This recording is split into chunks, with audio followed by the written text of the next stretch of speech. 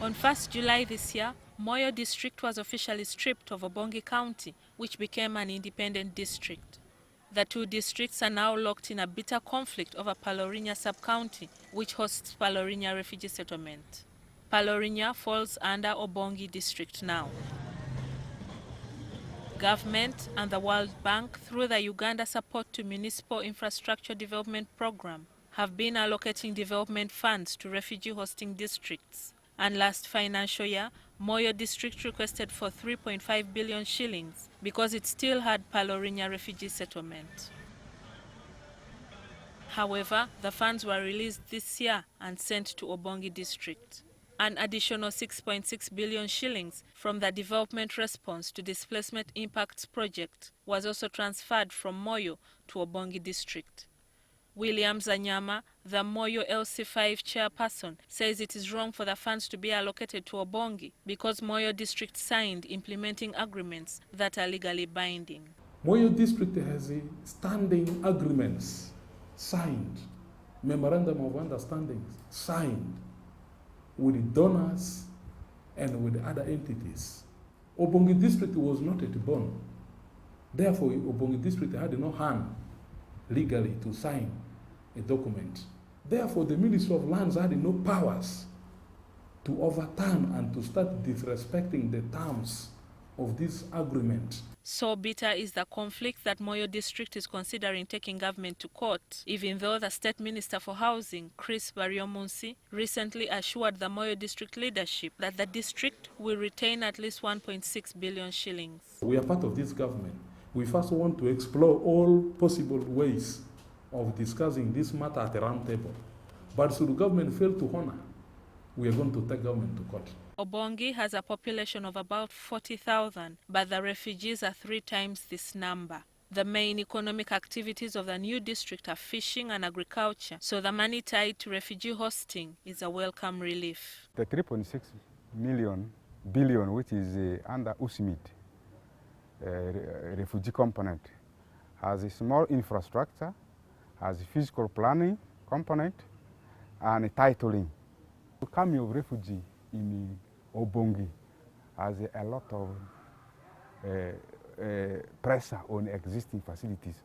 So there will be some community centers built, there will be some health facilities improved so that people are able to access services. But there is a political side to this conflict. Some accuse Anyama of fueling the conflict so that Palorinya sub-county can be part of a Nile constituency, which he plans to represent in parliament. First of all, I have already told my people that the next coming election, I'm not even going for any other position other than the current position which I'm holding. I want people to appreciate the fact that I'm a leader, and I'm a leader of all. When they bring their issues to me, I don't have to sit on anybody. I don't have to sweep people's issues under the carpet. As we set off for Palorinya to get the views of the residents, the Moyo District Police Commander, Shafiq Kasuja, warned us that there was tension in Obongi. After assurances from the Obongi Member of Parliament and some district leaders, we set off. However, just after Palorinya refugee settlement, we met a group of youths from Obongi who blocked us from accessing the district.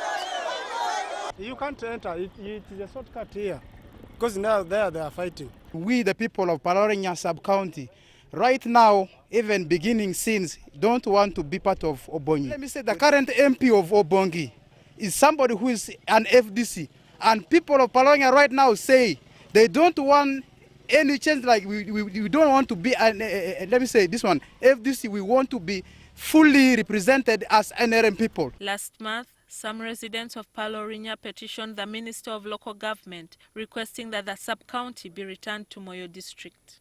They say their culture and language are quite different from those of the people of Obongi. The fight for Palorinya also has deep tribal undertones.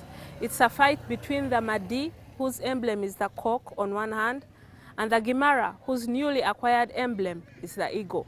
The Madi in Palorinya claim the cultural leader of the Madi lives in Moyo district, so they must remain in Moyo. A Jumani was created out of Moyo, and they have retained the cock as their emblem. But the member of parliament of Obongi is saying is disregarding the cock because the cock is a weaker bird. So in other words, he's insulting the people of Madi. Bazadenze Palorinya, tata ange bazaleyo na kingi ange bazadeyo. Obonyi olimi bakozesa tetumanyi. Tewali amanyi. The conflict is threatening to get worse, with leaders in Obongi warning those in Moyo never to set foot in their district. If they are beaten, they will be beaten because of trespass. Because they are not mandated to go there. That's an independent district.